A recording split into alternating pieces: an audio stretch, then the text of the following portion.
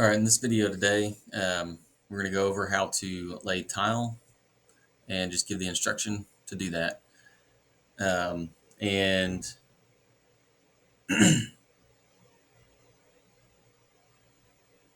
if you'd like to see this channel help somebody out in need, then would you please take some time to subscribe and like right here. So what we'll do is we'll start with, we've got two different videos pulled up here. So what I'm doing here, and I'm going to kind of jump through this video a little bit, but for time saving purposes. But basically what I've done, behind me I've already mixed up the thinset. I used a polymer modified thinset. Just find whatever you can at your local home improvement store, and mix it up according to the instructions. The reason I would use polymer modified, I've used both, and just a disclaimer, I am not a professional. I don't do this for a living. I've had technical hands-on jobs in the past in the automotive business. I no longer do that full time, but I do like to learn how to figure things out, and watching YouTube videos and reading things on the internet and talking to people. And so basically, so I've used both in the process of remodeling our home, and the polymer modified is more expensive, but it has longer work times and longer, um, I guess, bucket time. It also, depending on the type of polymer modified you use, and the brand and everything, it actually, you can lay it out with, for like these large format tiles where they're longer on one side. So basically I've mixed that up, and I'd let it sit for, I think the package has, let it either slake or just sit for like 5 minutes, and then you come back. I think it's 5 to 10 minutes, and then come back sometime in that 5 to 10 minute period of time and mix it up. And that's what you see me doing there. And once you mix it up that second time, after you let it slake or let it sit up, after your initial mix, then you can, then you're ready to go once you mix it up that second time. So that's what I've done there.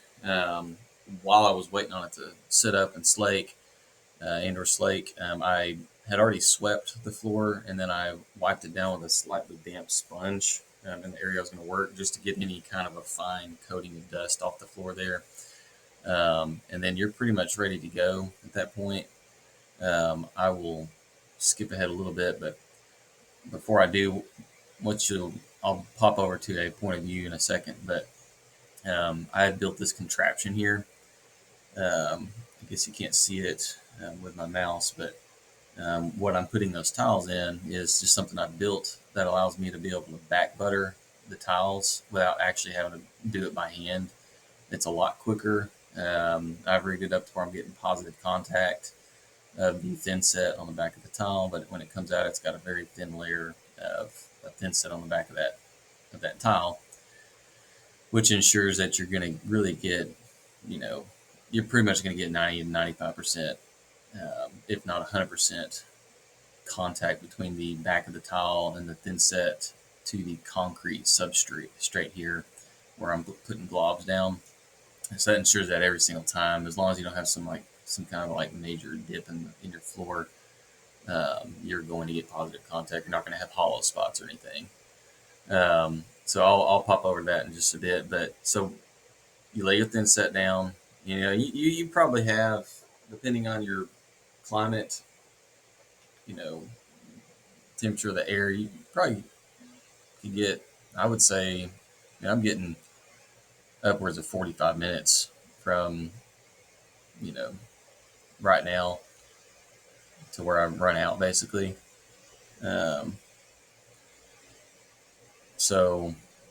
But I glob it out in spots, and then I will use my margin trowel, which I highly recommend getting. I actually didn't buy one of those until I'd seen that in a YouTube video, and I had just been using my finger to clean up my edges, where tiles match up. But the margin trowel is easier to use to lay once you get your thin set on the ground, you can spread it out like this, to where it's roughly where it needs to be, and then you can put your grooves in it. So anyway, get it all spread out for the most part where it needs to be. Then go get your trowel to notch it, and I've got the 1/2 inch by 1/2 inch. Just depends on what kind of towel, size towel you have. And I got the big 12-inch long one, so I can just cover more area quicker. And I go through and I do an initial um, wipe where I'm putting grooving it to get it majority of that thin set out of the way, and then I, depending on how good that looks, I'll come back and do it again. That one I think was a pretty good round because I'd done such a spent more time with the marker trowel. And then it's important to make sure that you don't accidentally get any globs along the edge of the tiles that are already laid, so that when you lay your new tiles, um, it's not going to glob up over the edges. And so when you come in, you'll push this through your rig, or you will back butter the back of the towel. Some people just don't back butter it, and you can get by with that, but um, it's just a lot less room for error, a lot less room for potential hollow spots in your tiles if you just go ahead and back butter. So when you go to lay this tile down, go ahead and, like I said, once you've cleaned up the edge with your marking trowel, you kind of just run a 45-degree angle between the um, edge of that tile towards the groove section, so that you're creating kind of not quite a void, but where it's just not going to have an excess of thinset there. And go ahead and bud both those tiles up and set the tile. And that also helps with any coming up out the side that's matching up against the tile. That will help keep it clean and not have, like I said, thinset globbing up as you're setting it and pushing it and kind of shifting it, as basically collapsing those little grooves. Because what you're doing is you're collapsing the air out of those, and you're creating a suction, and you're also causing it to all bond all together between the substrate, the tile and everything. But once you set it, then you can put your spacers in and create your proper gapping. And these tiles, they're actually not the best tiles. They're actually kind of slightly curved on some of them towards the ends, not just perfectly straight or flat. They're good, but compared to like a really nice porcelain tile that's just higher quality, um, you know, the edges don't necessarily always match up. But this is actually like a faux wood type ceramic tile, so I kind of like the imperfections of where they meet up. But for the most part, you can still, as long as you're careful, you don't have to use your self-leveling tile spacers. It just kind of depends on the look you're ultimately looking for. I was looking for a little bit less of just 100% clean edges. So anyway, you just go through and pop all these tiles down. I'm running them through my JIG. You can see there, I'm just taking them and I push one through, and it pops the other one out the other end, and it's back buttering it. And as soon as it pops out the other end, I grab it and go lay it down. But in between every tile, you want to make sure you take your margin trowel and clean up and just kind of angle it as you scrape along the perimeter of the existing tiles that are already laid, and just create that basically just a, I don't know if the right word is void, but you're giving yourself margin between the edge of the tiles and the new one that you're about to lay, so that it's just not tons of thinset, because you will save yourself a ton of time if you do it this way, because you really don't have to clean your grout lines out. You'll have clean grout lines when you get done, for the most part. I mean, if you really want to have clean grout lines on, you really could. I mean, even I don't have 100% clean grout lines, but the majority of the grout lines are going to be clean of any major globs. Um, so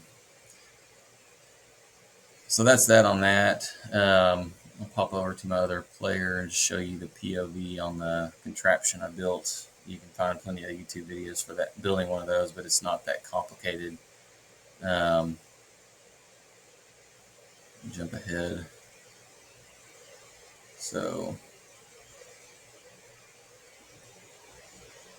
Let's see.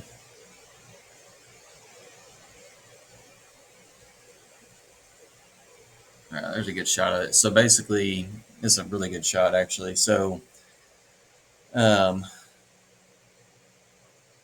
you want to make sure you build it to where you'll need to check several tiles depending on how quality of a tile you get, because they aren't all perfectly the same size. They should be, but they're not. It's just how it is. Um, but as long as you build it to where it's got a little bit of tolerance on each side, where this tile will move through freely from back to front towards the travel end there. Um, yeah, you just take a wooden board that's the proper width, cut two 2x4s, put an angle on one end of them, cut a straight cut on the other end, and then cut two other boards. One's going to be where your thinset's going to go, and it's actually going to apply it to that tile, and the other end is just there to kind of hold the board steady so that they're not, warping or anything. But as long as you build it with the proper width, you'll be fine. You might have to chisel away a little bit depending on if you get up and get a rogue tile that's wider than quite a bit wider than the rest, so that you can push it through freely, because you don't want to have to be fighting this thing the whole time. And so I'll run through some of this video so you can see.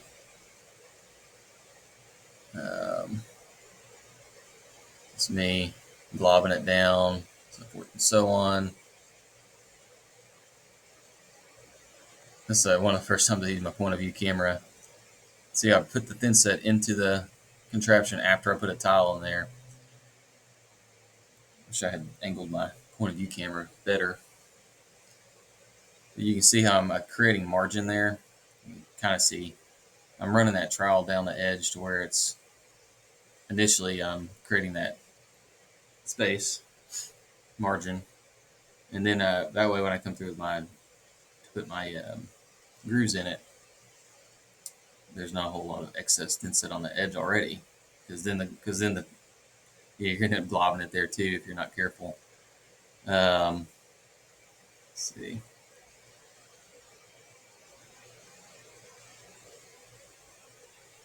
Oh, you can see it there. Yeah, so you can actually run a trowel down that as well. I'm actually troweling it right now as we speak. You just can't see it because my camera's on my head and it's not angled down far enough. But even after you do this, you can see that's pretty good. Like, I don't really need to run a margin trowel down that little edge there because it's already got margin. So when I go to set that tile, it's really not. It's going to push that thinset closer to the edge of the tile in between them, but it's not going to have excess there where it's going to pop up. But you still, if you wanted to clean it up a little bit more, you can still run a margin trowel down the edge of it. Well, actually, apparently I did that. So it just ensures you're going to have good margin and even application all the way down that side, and you don't have any hollow spots where your tiles are matching up, because that's a vulnerable spot. So you're pretty much ready to go at this point, and you start pushing your tiles through your jig to back butter them.